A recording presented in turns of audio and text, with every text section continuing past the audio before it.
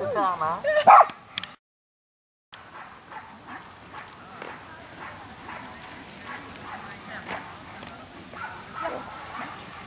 Hjemlås.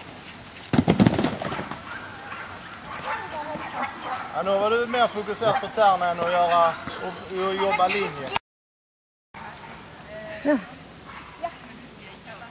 Ja, de hadde jo sånn tilbud her også, jo. De hadde jo sånn tilbud med 6 stykker for ikke så mye. Ja, men det vet ikke helt hvor mye krem. 4,40. Det som utfordrer nå er jo på en måte den å dra seg langt nok opp når du har fart. Hjemlås.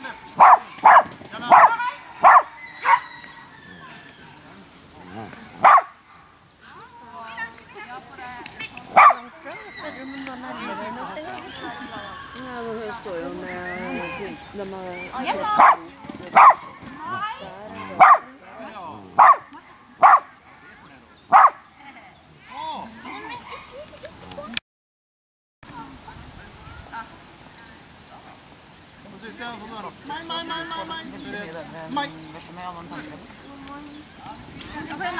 Den kommer fordi jeg stresser. Ja, det er bare å stresse.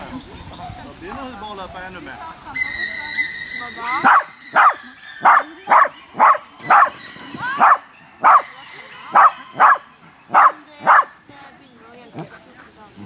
Ja, den var nydelig. Helt ren nå. Helt ren nå.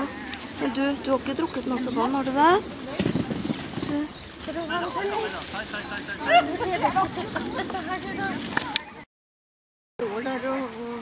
Jo, for du får ikke en god nok.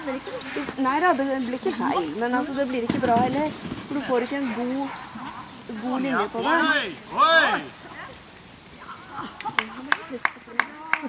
Nå er det litt så... Men jeg skal få lov å ta den der. Greia.